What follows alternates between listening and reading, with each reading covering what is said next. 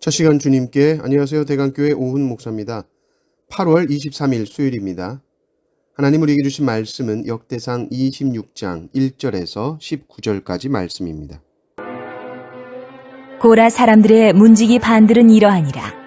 아삽의 가문 중 고레 아들 무셀레미아라. 무셀레미아의 아들들인 맏아들 스가랴와 둘째 여디야엘과 셋째 스바랴와 넷째 야드니엘과 다섯째 엘람과 여섯째 여호하난과 일곱째 엘 여호에네이며 오베데돔의 아들들은 맏아들 스마야와 둘째 여호사박과 셋째 요아와 넷째 사갈과 다섯째 느다넬과 여섯째 암미엘과 일곱째 이사갈과 여덟째 부울레데이니 이는 하나님이 오베데돔에게 복을 주셨습니다.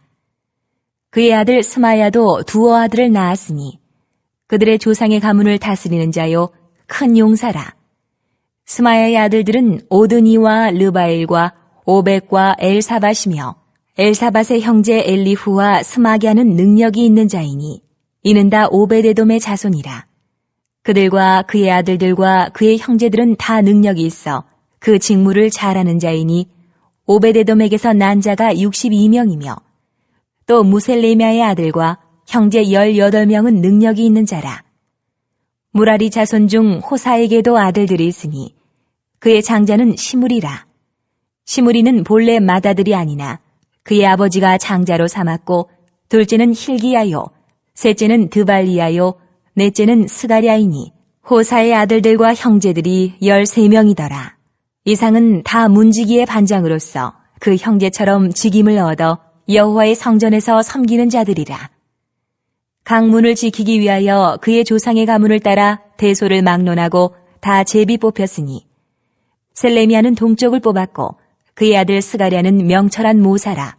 모사를 위하여 제비 뽑으니 북쪽을 뽑았고 오베데돔은 남쪽을 뽑았고 그의 아들들은 곳간에 뽑혔으며 숫빔과 호사는 서쪽을 뽑아 큰 길로 통한 살레겐 문 곁에 있어 서로 대하여 파수하였으니 동쪽 문에 레위 사람이 6이요 북쪽 문에 매일 4사람이요 남쪽 문에 매일 4사람이요 곳간에는 2씩이며 서쪽 뜰에 있는 큰 길에 4사람 그리고 뜰에 2사람이라.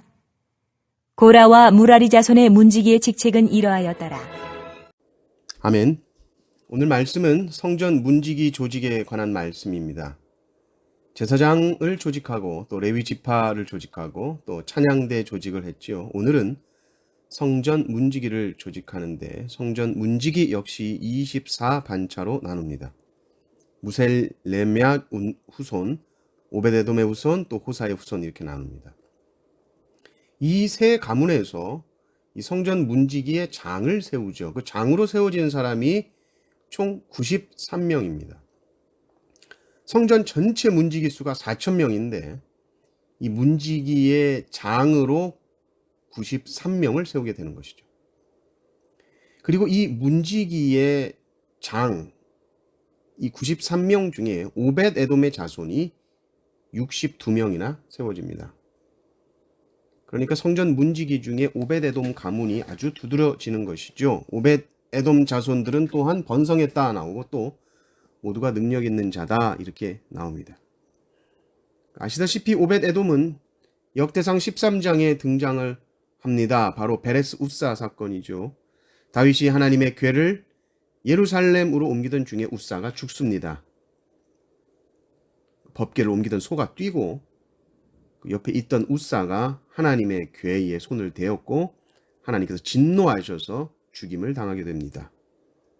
옮기던 일꾼이 죽임을 당한 상황 속에서 누가 하나님의 궤를 모시려고 했겠습니까? 아무도 없었을 것입니다.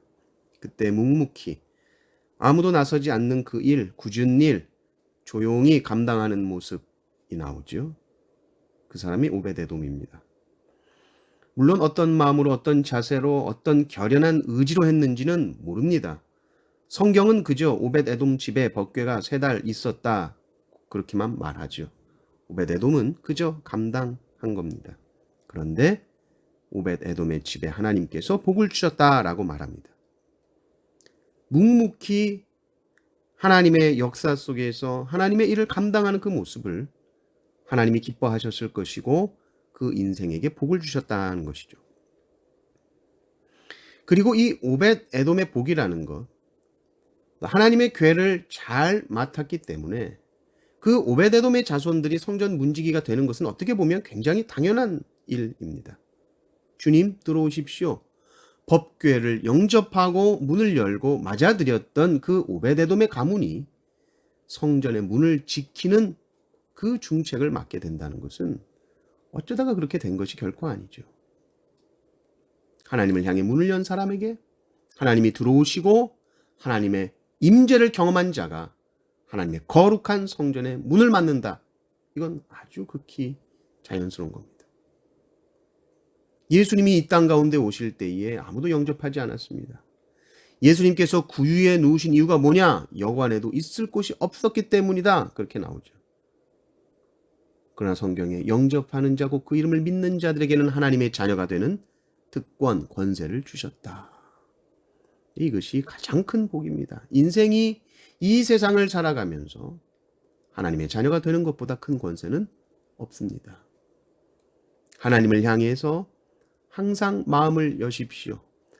하나님께서 맡겨주신 일에 대하여서도 항상 마음의 문을 활짝 여십시오. 인생 전체가 복이 될 줄을 믿습니다.